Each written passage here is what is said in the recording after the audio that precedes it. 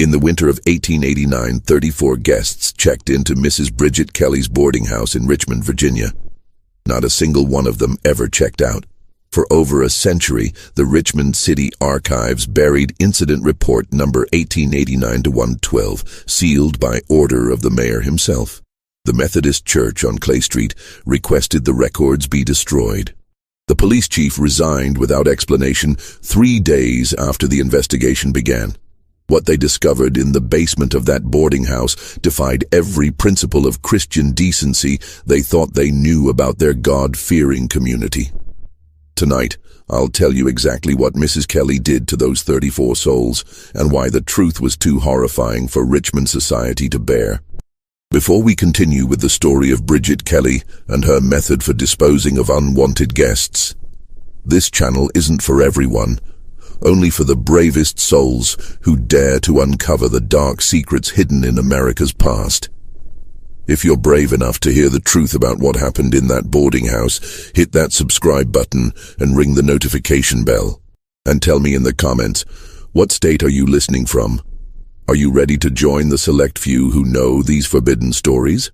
The truth about Mrs. Kelly's boarding house begins in the autumn of 1888, when Richmond's Methodist community thought they had found their perfect Christian landlady. Richmond, Virginia in 1888 was a city rebuilding itself from the ashes of war. 23 years had passed since the Confederate capital fell, and the scars of Reconstruction were finally beginning to heal. The cobblestone streets of Church Hill echoed with the sounds of hammers and saws as new businesses opened their doors, and the sweet smell of tobacco from the warehouses mixed with the coal smoke from the James River factories. Clay Street Methodist Church stood as a beacon of moral authority in this recovering city. Reverend Thomas Whitman, a thin man with penetrating gray eyes and a voice that could shake the rafters, had built his congregation from 37 members to over 400 in just 5 years. The Methodists prided themselves on their charitable work, their temperance meetings, and their unwavering commitment to Christian values in a world that seemed increasingly godless. It was Reverend Whitman himself who recommended Mrs. Bridget Kelly when the congregation sought a respectable boarding house for visiting ministers, traveling missionaries, and faithful church members seeking temporary lodging. Mrs. Kelly, a widow in her middle years with steel-gray hair, always pulled back in a severe bun, had approached the Reverend with a proposal that seemed heaven-sent. "Reverend," she had said, her Irish accent softened by decades in Virginia, "I've inherited my late husband's property on Marshall Street. It's a fine 3-story house with 12 rooms. I wish to open it as a Christian boarding house, a place where godly folks can stay without fear of corruption or sin." The house at 1247 Marshall Street was indeed impressive. Built in 1854 by a tobacco merchant who had fled north during the war, it featured tall windows, ornate woodwork, and a wraparound porch that suggested prosperity and respectability. The basement had been converted into a kitchen and storage area, with stone walls that would keep food cool in summer and warm in winter. Mrs. Kelly's references were impeccable. She had served as housekeeper for the Episcopal rector in Lynchburg for 15 years. She attended services twice weekly, contributed regularly to the poor box, and could recite scripture with the fluency of a seminary graduate. Her personal tragedy, the loss of her husband Patrick to consumption and her only son Michael to a railroad accident, had only deepened her faith and her desire to serve others. The Methodist community embraced her with open arms. Church ladies brought her pies and quilts. The men's auxiliary helped her move furniture and repair the front steps. Reverend Whitman himself blessed the house in a ceremony attended by half the congregation, sprinkling holy water in every room, while Mrs. Kelly followed behind, her head bowed in apparent devotion. "Lord," the Reverend had prayed in the front parlor, "let this house be a sanctuary for your faithful servants. Let it be a place of rest for the weary traveler and comfort for the lonely soul."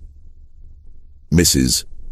Kelly had whispered "Amen" so fervently that tears streamed down her weathered cheeks. The first guests arrived in November 1888.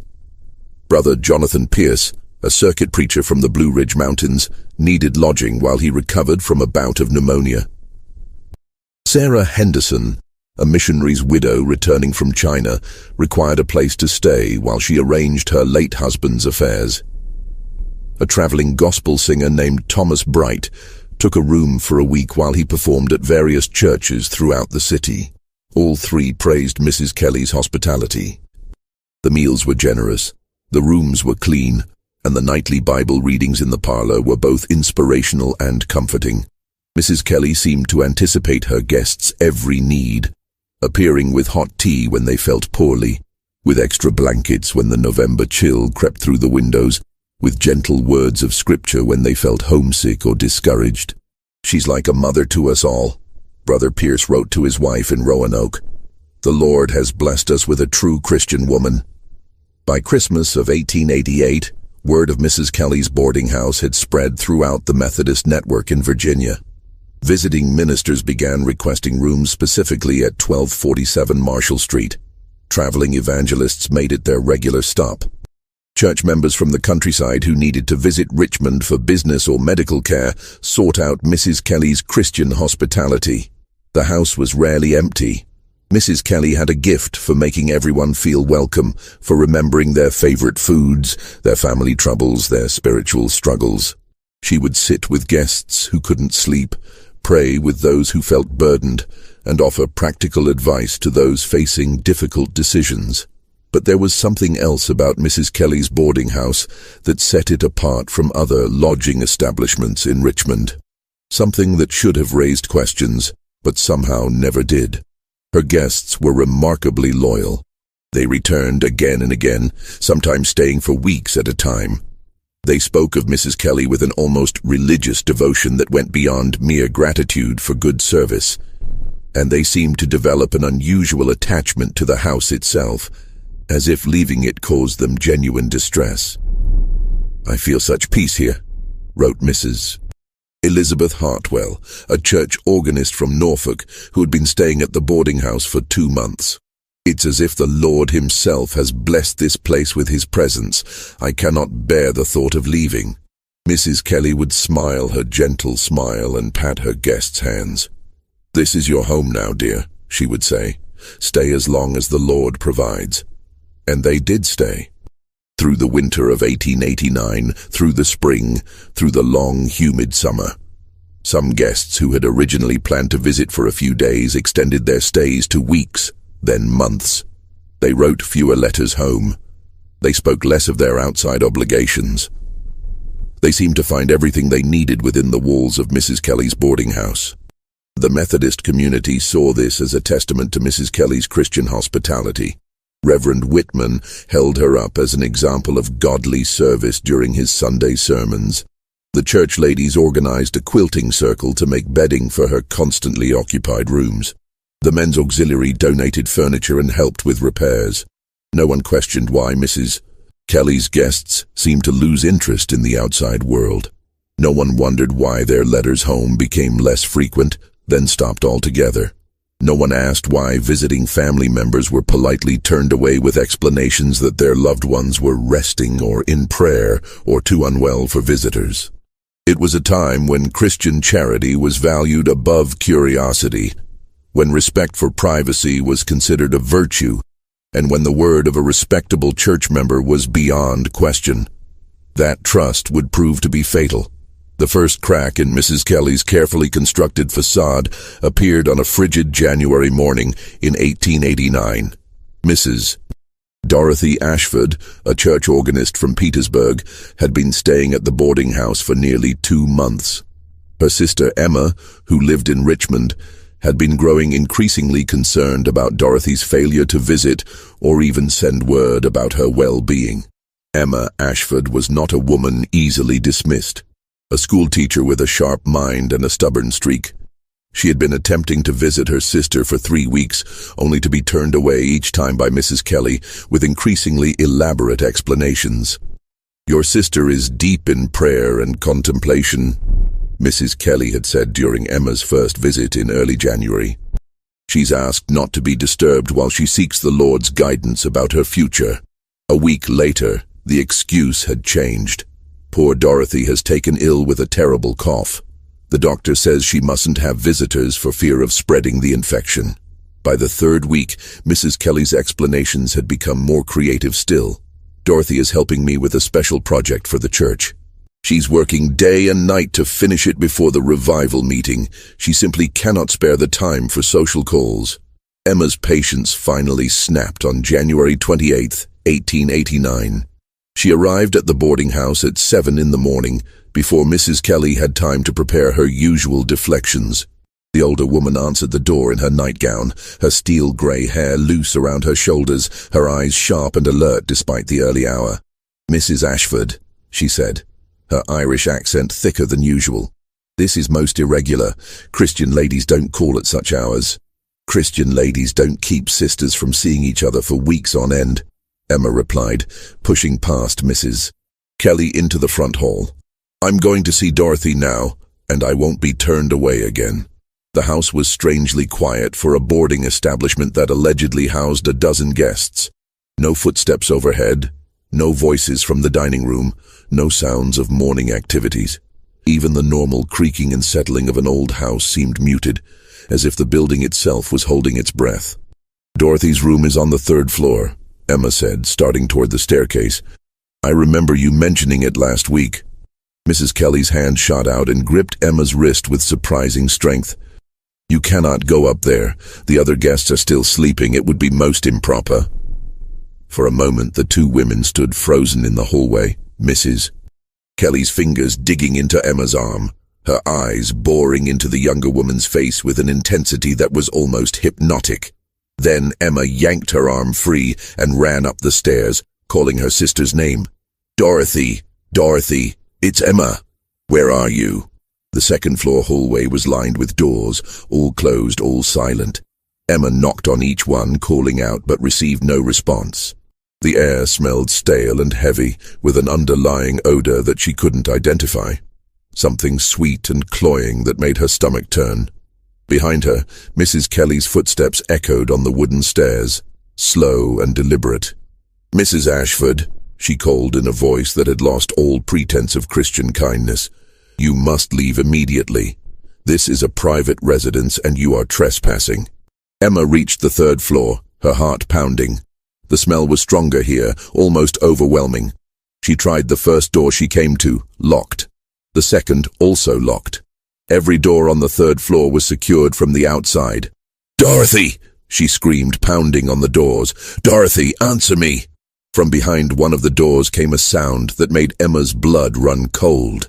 Not a voice exactly, but something between a moan and a whimper, so faint it might have been her imagination. She pressed her ear to the door and heard it again. A soft, rhythmic sound, like someone trying to speak but unable to form words. Mrs. Kelly reached the 3rd floor landing, and Emma saw that the older woman was carrying something in her hand. A small brown bottle with a cork stopper, the kind used for medicinal tonics.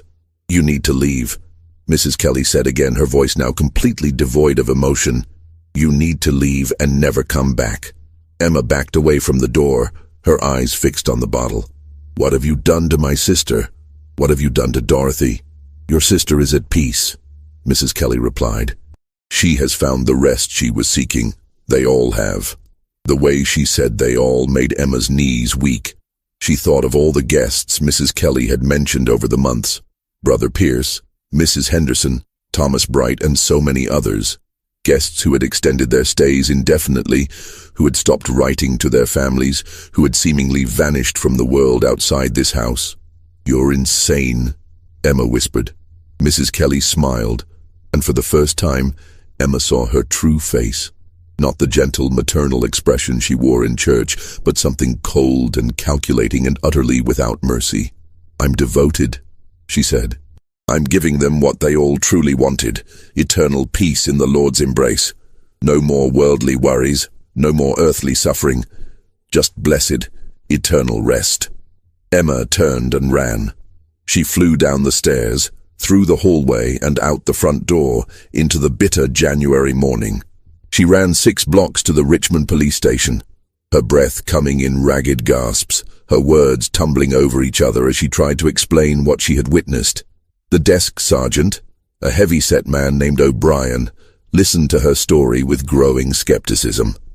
Mrs. Kelly, the sweet Irish widow who ran the Christian boarding house, the woman who brought cookies to the police station every Christmas? Now, miss, he said in a patronizing tone, I'm sure there's a simple explanation. Maybe your sister just needs some time to herself. Maybe she's going through a difficult period and doesn't want visitors. But Emma was persistent, and her story was specific enough to be troubling. After an hour of her increasingly frantic pleading, Sergeant O'Brien agreed to accompany her back to the boarding house to check on Dorothy's welfare. They arrived at 1247 Marshall Street to find Mrs. Kelly waiting for them on the front porch, fully dressed now in her usual black dress and white apron. She had prepared tea and cookies, which she offered to the sergeant with her customary smile. Officer O'Brien, she said warmly, what a pleasant surprise, though I must say, I'm concerned about young Mrs. Ashford here. She seems to be having some sort of nervous episode. Emma started to protest, but Mrs. Kelly continued smoothly.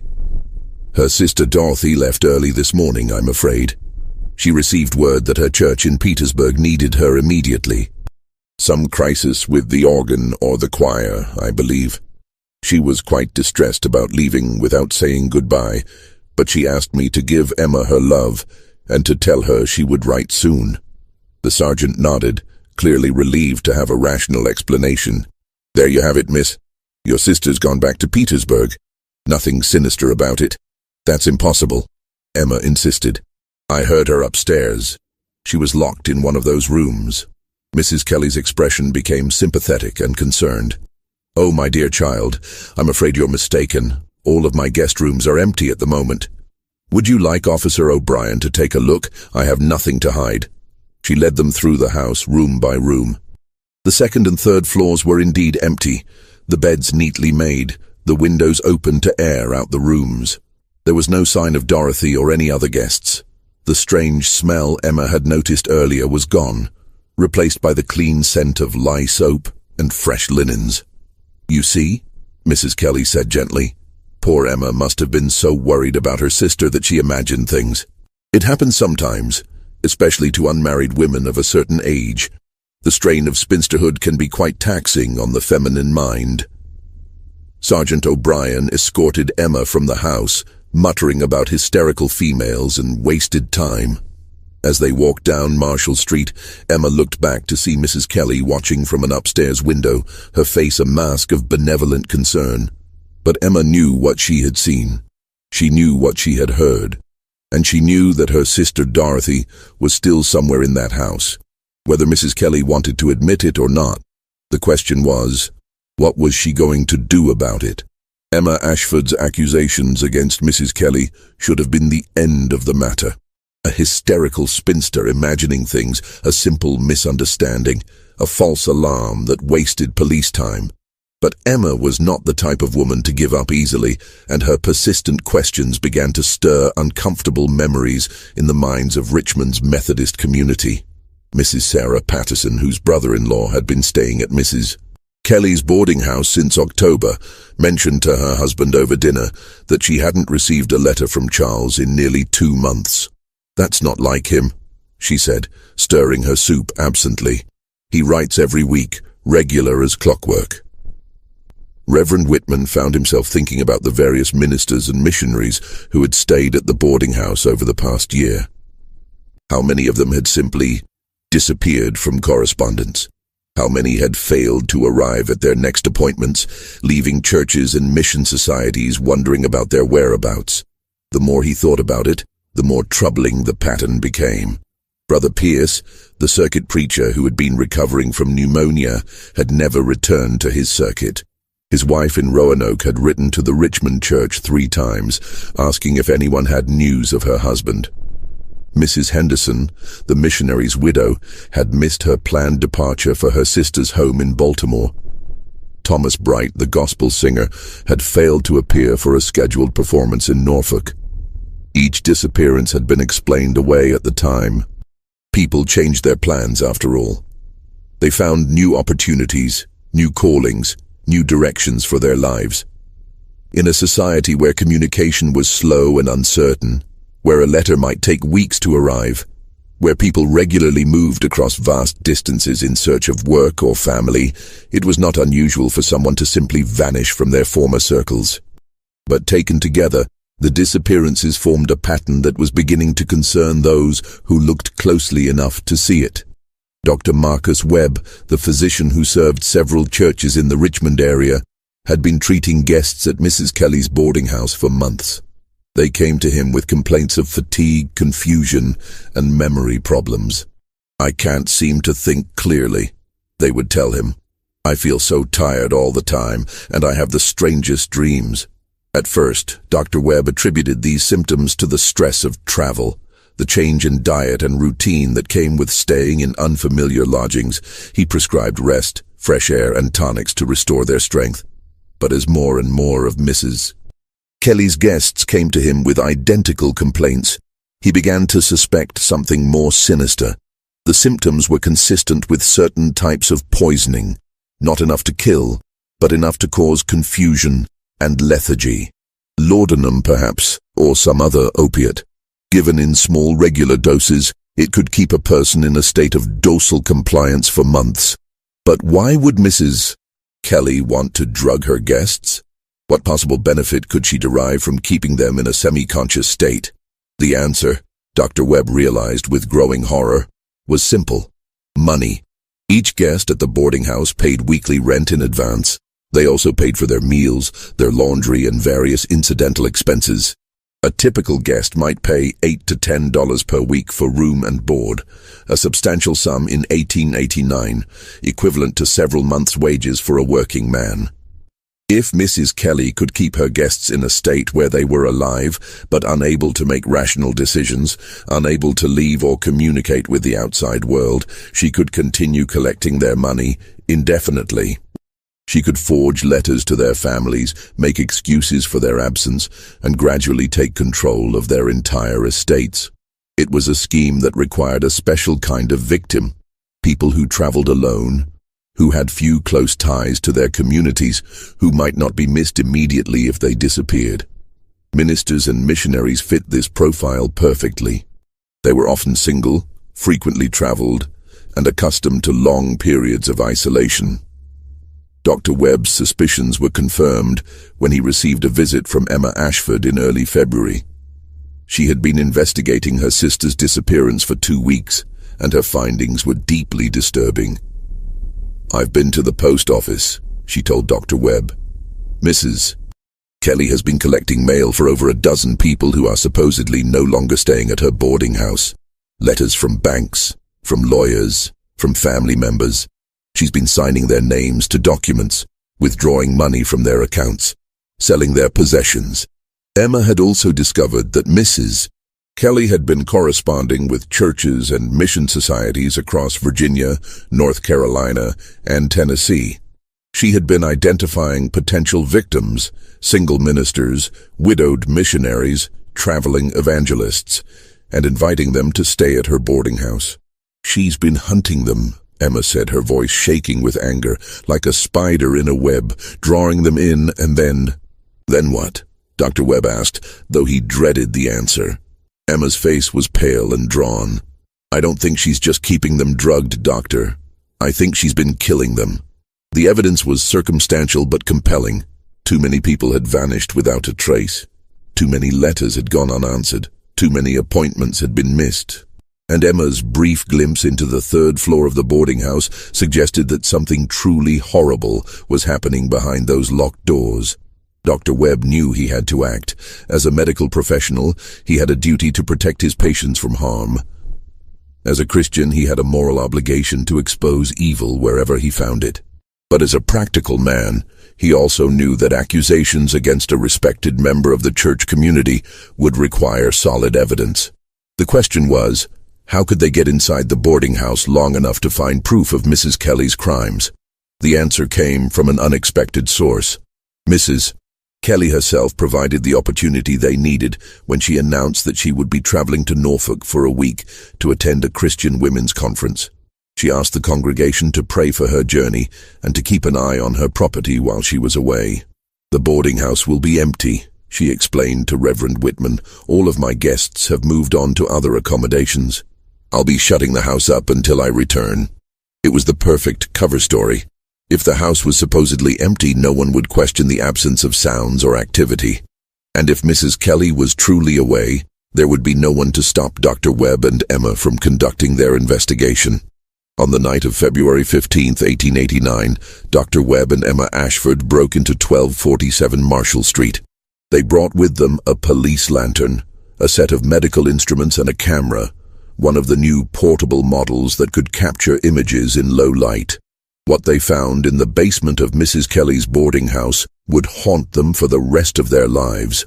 The basement of 1247 Marshall Street stretched the full length of the house, its stone walls sweating with moisture despite the February cold.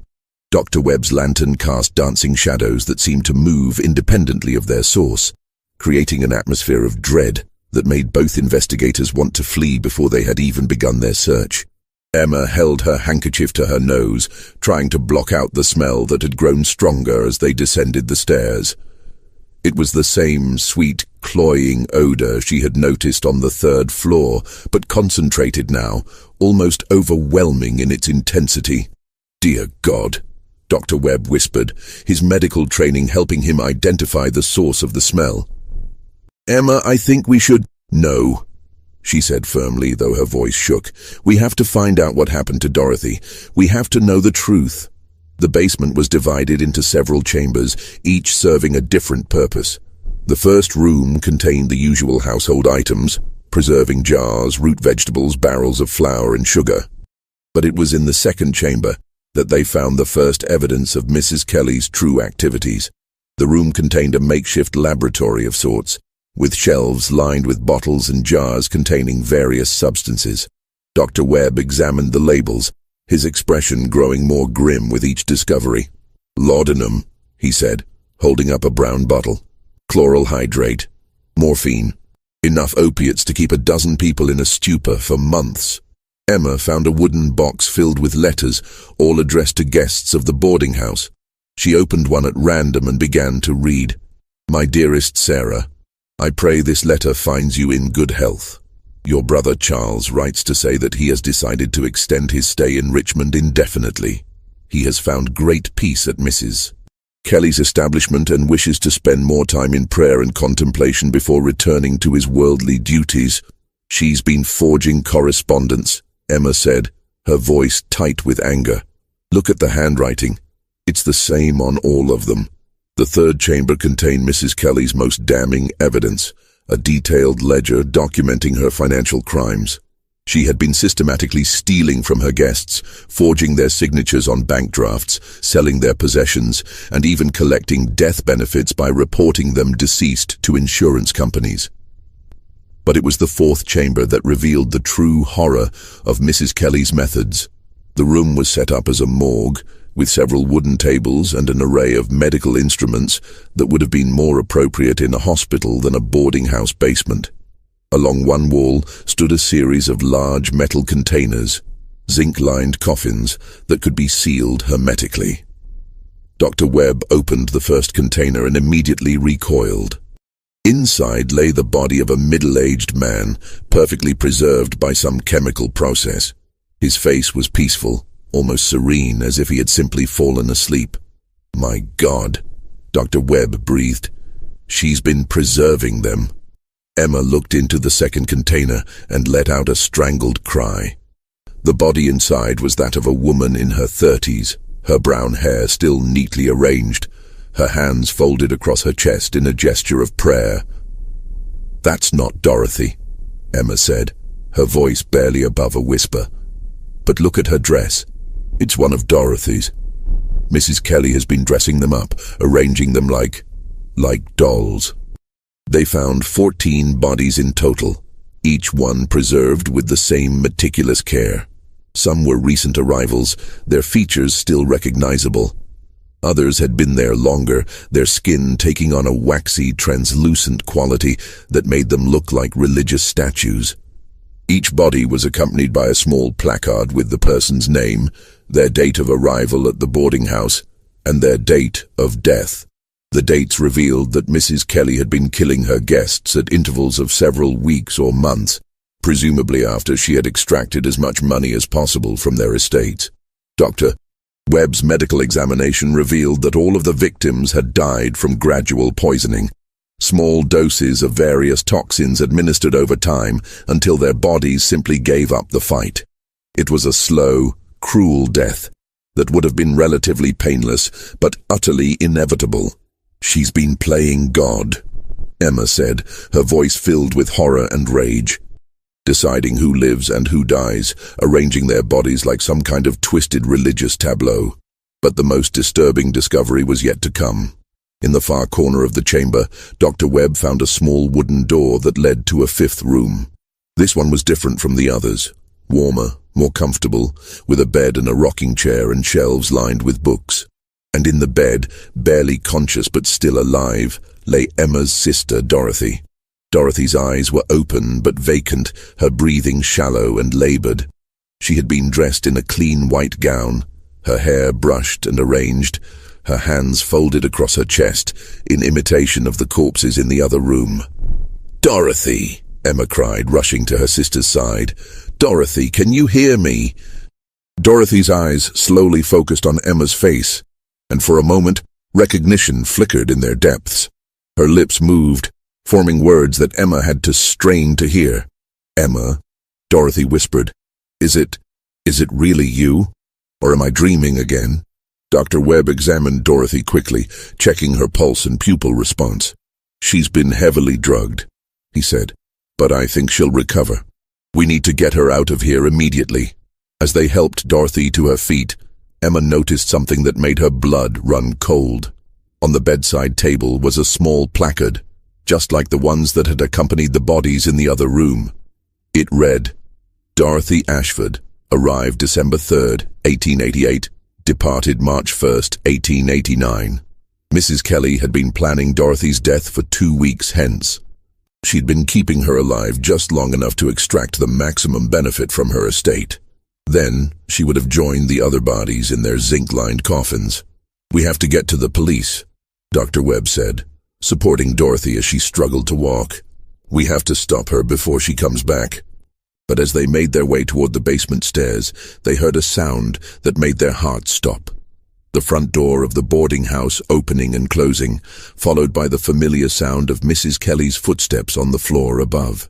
She had returned early from her trip to Norfolk, and now she knew that her secret had been discovered. The footsteps above their heads moved with deliberate slowness, each step measured and purposeful. Mrs. Kelly was not rushing, she was hunting.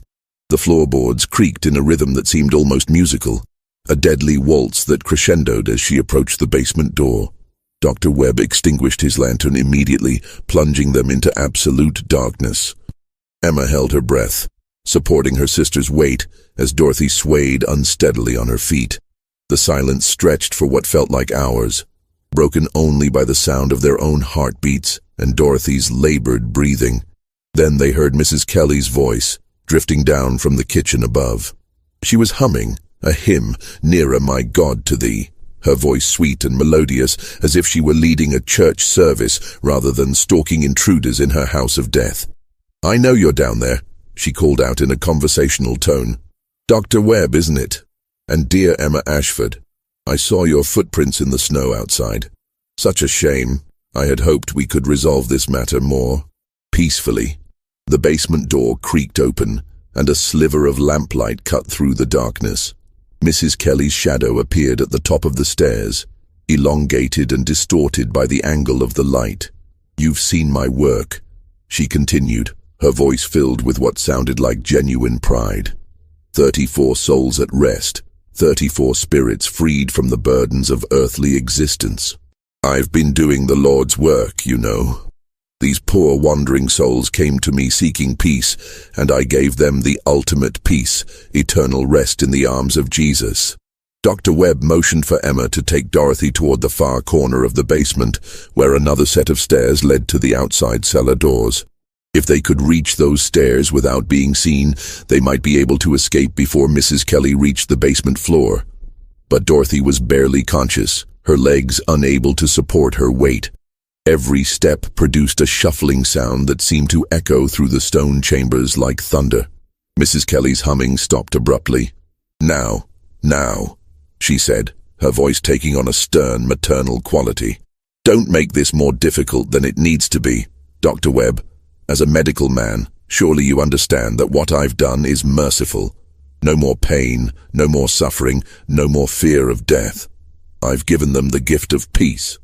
She began descending the stairs, her lamp casting wild shadows on the walls. In the dancing light, Emma caught a glimpse of Mrs. Kelly's face. The mask of Christian benevolence had fallen away completely, revealing something cold and calculating and utterly mad. "You see, I discovered something wonderful during my first year in Richmond," Mrs. Kelly continued, her voice growing closer. "These traveling preachers, these missionaries, these lonely old church folk, they all have the same dream. They want to be taken care of, to be loved, to find a place where they can rest and be at peace. I simply gave them what they wanted." Emma and Dr. Webb had reached the far chamber, but Dorothy collapsed against the wall, unable to go any further. Her breathing was becoming more labored, and Emma realized with horror that the stress of the escape was causing her sister to overdose on whatever drugs Mrs. Kelly had been giving her. "She needs medical attention," Dr. Webb whispered. "If we don't get her to a hospital soon." "And the beauty of it," Mrs. Kelly's voice continued, now echoing from the main chamber, "is that they were all so grateful. Even at the end, when they realized what was happening, they thanked me. They understood that I was giving them the greatest gift of all, release from the veil of tears." Emma heard the sound of Mrs. Kelly moving through the laboratory, examining the evidence they had disturbed. Glass clinked as she straightened bottles, and paper rustled as she reorganized her correspondence files. "Of course, I couldn't let them suffer," Mrs. Kelly went on, her tone becoming more conversational, as if she were discussing the weather. "The laudanum kept them comfortable, kept them peaceful. They would drift in and out of consciousness, dreaming such beautiful dreams.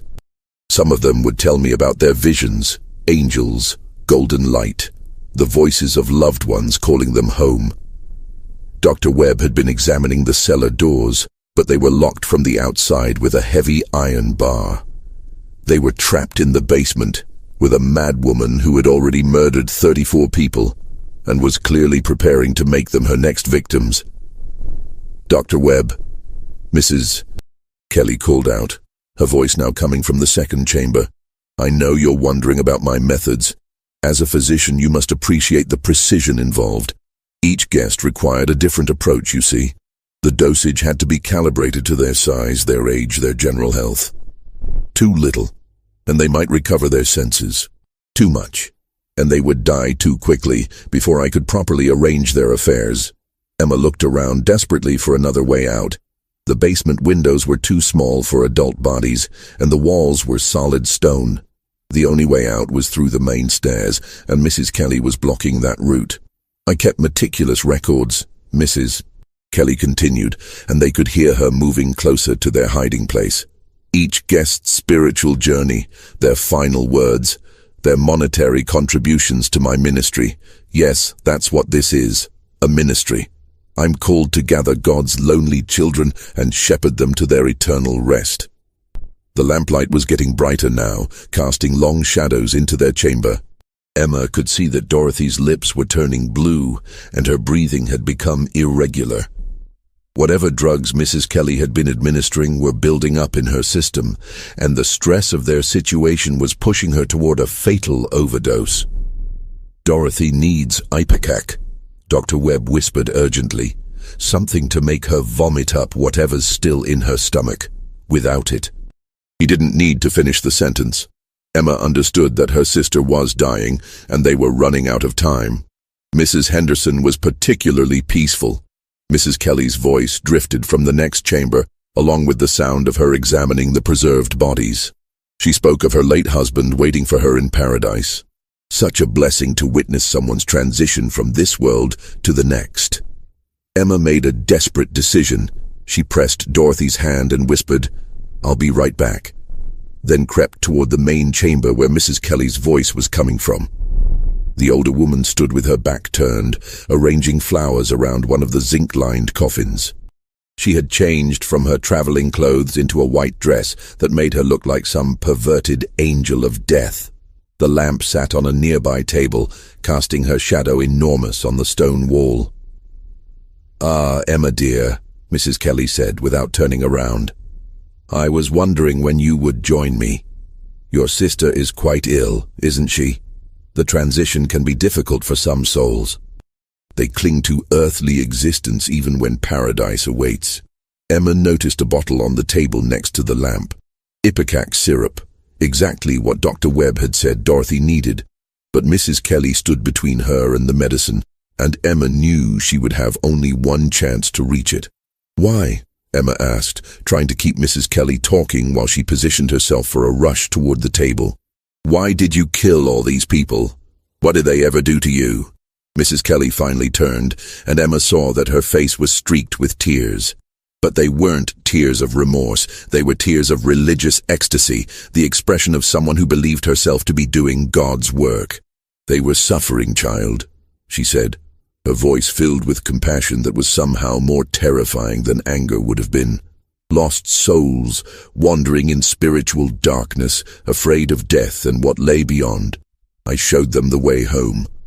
"You murdered them," Emma said, her voice shaking with rage. "You drugged them and killed them and stole their money.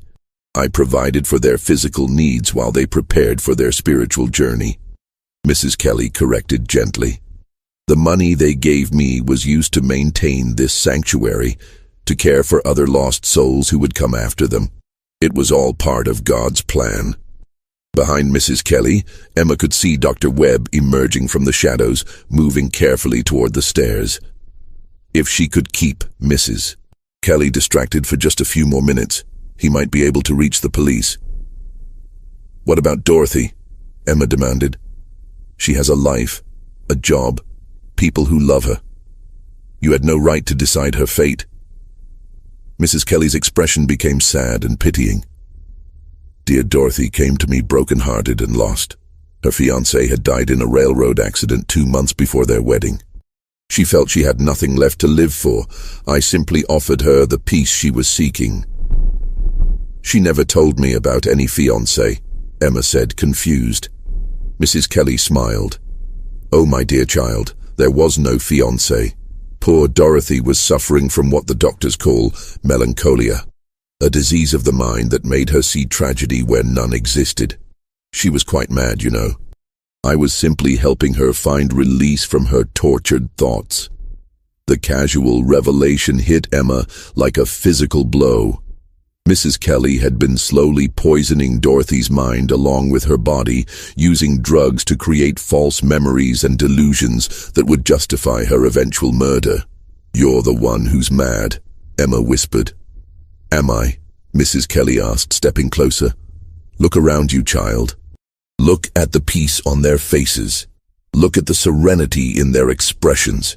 These souls died, knowing they were loved, knowing they were cared for, knowing their suffering was over. How many people can say the same about their final moments?" Emma saw her chance. Mrs. Kelly had moved far enough from the table that she could reach the Ipecac bottle if she moved quickly. She lunged forward, her hand closing around the small brown bottle just as Mrs. Kelly's fingers closed around her wrist. Now, Mrs. Kelly said, her grip surprisingly strong. "That medicine isn't for your sister, dear. It's for you." Emma looked down at the bottle in her hand and realized with horror that it wasn't Ipecac at all. The label read, "Strychnine for external use only." Mrs. Kelly had been waiting for her to take it, had positioned it deliberately where Emma would grab it in desperation. "You see how cunning desperation makes us?" Mrs. Kelly said, her voice filled with gentle mockery. "You would have poisoned your own sister to save her. But I'm offering you both something much better. Peaceful rest, together, forever." Dr. Webb had reached the stairs, but as he climbed toward the basement door, it slammed shut above him. Emma heard the sound of a heavy bar being dropped across it from the outside. "I'm afraid Mr. Patterson is waiting upstairs," Mrs. Kelly said, noticing Emma's confusion.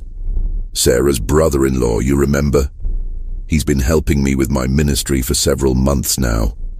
The drugs affect different people in different ways, you see. Some become docile and peaceful, others become useful. The realization that Mrs. Kelly had accomplices among her victims made their situation even more hopeless. Even if they could overpower the older woman, they would still have to deal with whoever was guarding the door above. Just when we thought we'd seen it all, the horror in Mrs. Kelly's boarding house intensifies. If this story is giving you chills, share this video with a friend who loves dark mysteries, hit that like button to support our content, and don't forget to subscribe to never miss stories like this. Let's discover together what happens next. The sound of Dr. Webb pounding on the basement door echoed through the stone chambers, but it was met only by silence from above. Mrs. Kelly smiled and reached into her apron pocket, withdrawing a small vial of clear liquid. "This won't hurt," she said, moving toward Emma with the same gentle expression she might have worn while serving tea to her church ladies. "I promise you, dear child, this is the kindest thing anyone has ever done for you." Emma's hand tightened around the strychnine bottle, and in that moment of desperation, a terrible idea formed in her mind. If Mrs. Kelly expected her to drink poison, perhaps she could turn that expectation against her captor. "Wait," Emma said, backing away slowly. "If you're going to kill me anyway, at least tell me the truth. Tell me how this all started. I want to understand." Mrs. Kelly paused, the vial still in her hand. Emma could see the hunger in her eyes, the need to be understood, to be appreciated for her twisted work. It was the same need that had compelled her to preserve her victims' bodies, to arrange them like religious statues, to keep detailed records of their spiritual journeys. "You really want to know?" Mrs. Kelly asked, her voice softening with what seemed like genuine pleasure. "I do," Emma lied. "I want to understand why you think this is God's work." Mrs. Kelly set the vial down on the table and clasped her hands together, her expression becoming dreamy and distant. "It began with my Patrick," she said. "My dear husband dying of consumption in that terrible hospital in Lynchburg. The doctors said there was nothing they could do, that he would suffer for months before the end came." She moved closer to one of the zinc-lined coffins, running her hand lovingly along its edge. "I couldn't bear to watch him waste away, to see him in such agony. So one night when the pain was particularly bad, I gave him extra laudanum. Just a little more than the doctor prescribed, and then a little more the next night, and the next." Emma felt sick as she realized what Mrs. Kelly was confessing. "You killed your own husband." "I set him free," Mrs. Kelly corrected, her voice filled with gentle conviction. "And when he died, his face was so peaceful, so serene. I knew then that I had done the right thing. I had given him the greatest gift possible, release from suffering." Behind Mrs. Kelly, Emma could see Dr. Webb moving quietly through the shadows. He had found something, a crowbar or some other tool, and was positioning himself for an attack. Emma needed to keep Mrs. Kelly talking just a little longer. "But that doesn't explain all this," Emma said, gesturing toward the preserved bodies. "Why didn't you stop with Patrick?" Mrs. Kelly's expression became radiant, as if she were describing a religious vision. "Because I realized that Patrick's death had been a sign from God. I had been chosen to be an angel of mercy, to help other suffering souls find their way to paradise. The lonely, the lost, the forgotten. They would come to me, and I would help them home." "So you opened the boarding house as a trap," Emma said, trying to keep the revulsion out of her voice. "As a sanctuary," Mrs. Kelly corrected, "a place where weary travelers could find rest. And if that rest became eternal, well, isn't that what we all truly desire? Freedom from the pain and uncertainty of mortal existence?" Emma saw Dr. Webb raise the crowbar, preparing to strike. But Mrs. Kelly must have sensed something because she suddenly spun around. The older woman was faster than Emma had expected, and she grabbed a heavy candlestick from the table, swinging it at Dr. Webb's head. The doctor ducked, but the candlestick caught him a glancing blow on the shoulder, sending him stumbling backward. Mrs. Kelly advanced on him, her face transformed into a mask of rage. "You don't understand," she snarled. "None of you understand. These people wanted to die. They came to me broken, hopeless, praying for release. I simply answered their prayers." Emma saw her chance.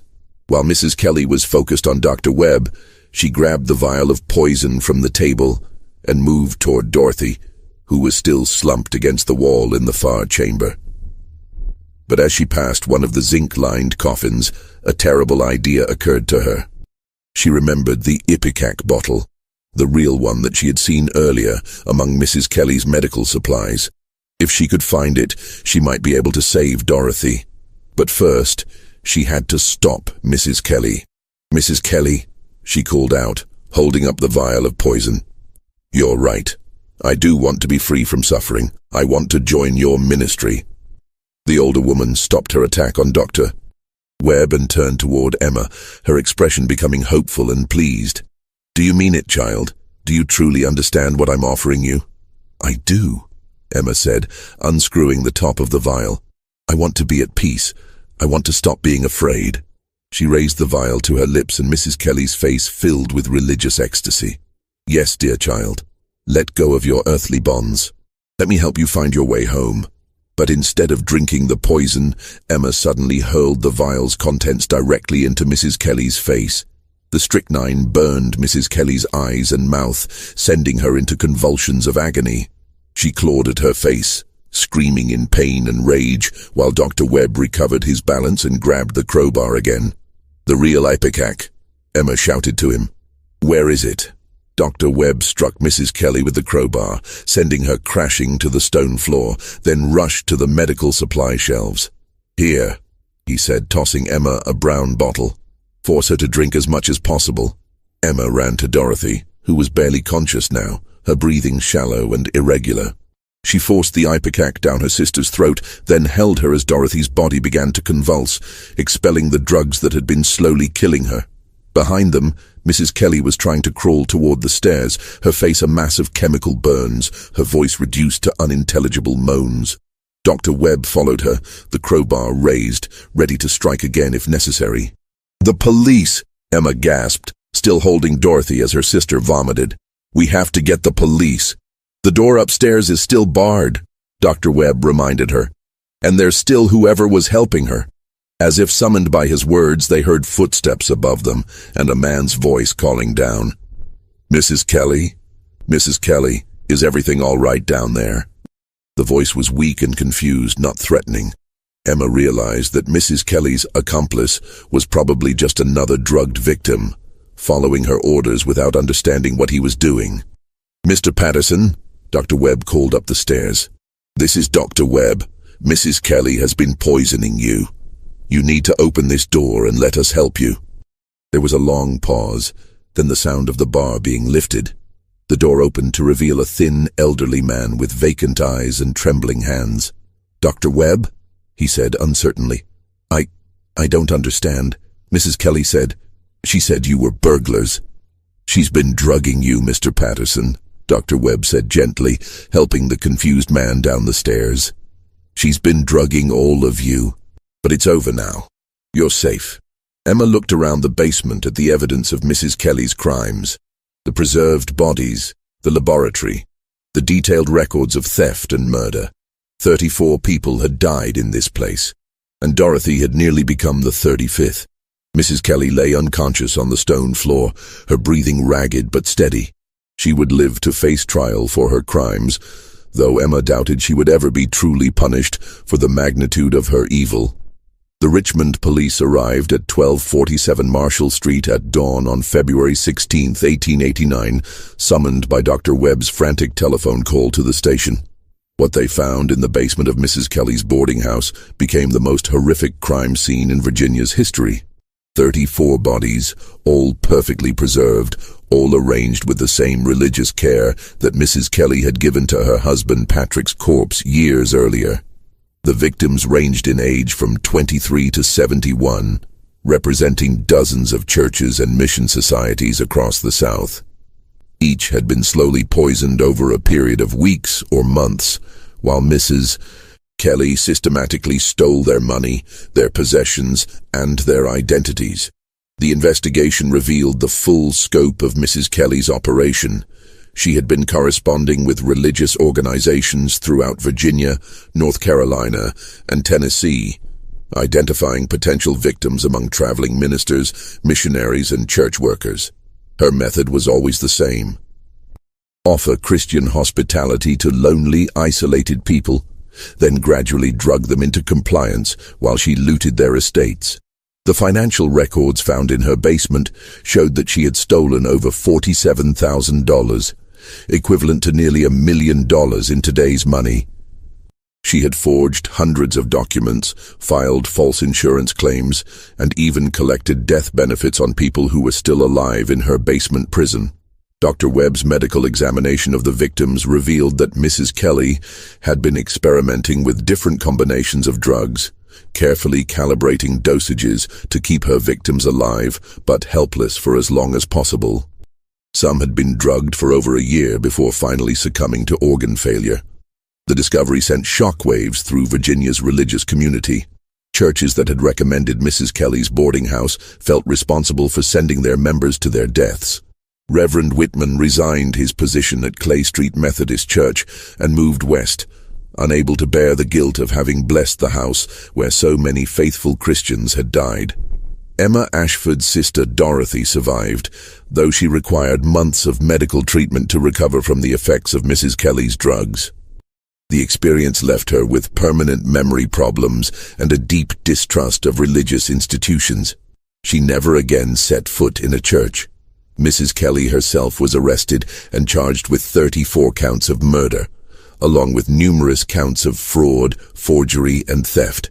Her trial became a sensation, drawing reporters from across the country who were fascinated by the story of the Christian widow who had become one of America's most prolific serial killers. The prosecution painted her as a cold-blooded murderer motivated by greed, but Mrs. Kelly's defense attorney argued that she was genuinely insane, driven by a twisted religious mania that made her believe she was doing God's work.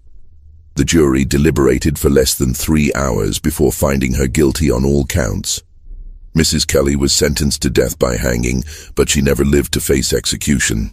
On the night before her scheduled hanging, she was found dead in her cell, apparently having saved enough strychnine from her attack on Emma to poison herself. Her final words, written on a scrap of paper found clutched in her hand, were, "I go now to join my children in paradise." The boarding house at 1247 Marshall Street was demolished by order of the city council, and the lot remained empty for over 50 years. The Methodist Church purchased the property in 1941 and built a memorial garden with 34 white roses planted in memory of Mrs. Kelly's victims. But the true horror of Mrs. Kelly's crimes lay not just in the number of people she killed, but in the trust she violated. She had used the very foundations of Christian faith, hospitality, charity, and compassion, as weapons against the innocent. She had turned a place that should have been a sanctuary into a chamber of death. The case raised uncomfortable questions about the nature of evil and the vulnerability of faith-based communities to predators who hide behind religious rhetoric. It demonstrated how easily trust could be manipulated, how quickly charity could become complicity, and how the desire to help others could blind people to obvious warning signs. The investigation also revealed the isolation and loneliness that made Mrs. Kelly's victims such easy targets. Traveling ministers, aging missionaries, and single church workers often had no close family ties, no regular correspondence, no one who would immediately notice if they disappeared. Their very dedication to serving others made them vulnerable to someone who would exploit their trust. In the years following the trial, several similar cases came to light across the country. The Mrs. Kelly case had exposed a pattern of predatory behavior that targeted religious communities specifically, leading to new laws requiring background checks for those operating boarding houses and stricter oversight of financial transactions involving church funds. The Methodist Church in Richmond established new protocols for recommending lodging to traveling clergy, and many other denominations followed suit. The age of unquestioned trust in Christian hospitality was over, replaced by a more cautious approach that recognized the potential for evil to hide behind a facade of piety. Emma Ashford became something of a celebrity after the trial, sought out by newspapers and magazines for her first-hand account of discovering Mrs. Kelly's crimes. But she found no satisfaction in the attention. The memory of what she had seen in that basement haunted her for the rest of her life, and she often wondered how many other Mrs. Kellys might be operating in communities across America, using faith as a weapon against the faithful. Dr. Webb continued his medical practice, but became an advocate for better regulation of boarding houses and stricter controls on the sale of dangerous drugs. He testified before the Virginia legislature about the need for medical oversight of establishments that housed vulnerable populations. The case of Mrs. Kelly's boarding house became a cautionary tale told in churches and seminaries across the country. A reminder that evil could wear the mask of righteousness and that the most dangerous predators were often those who appeared most trustworthy. This mystery shows us that the greatest horrors sometimes come not from supernatural forces or unknown monsters, but from the darkness that can lurk in ordinary human hearts. Mrs. Kelly's crimes were made possible not by demonic powers or otherworldly forces, but by the very human failings of greed, manipulation, and the abuse of trust. What do you think of this story? Do you believe everything was revealed about Mrs. Kelly's methods? Or do you think there were other secrets buried with her? The truth is often more terrifying than fiction, especially when it shows us how thin the line can be between faith and fanaticism, between charity and exploitation. Leave your comment below. Have you ever encountered someone who used religion to mask their true intentions? If you enjoyed this tale and want more horror stories like this, subscribe, hit the notification bell, and share with someone who loves mysteries. These dark chapters of American history remind us that evil can hide behind the most innocent facades, and that sometimes the most dangerous monsters are the ones who convince us they're trying to save our souls. See you in the next video.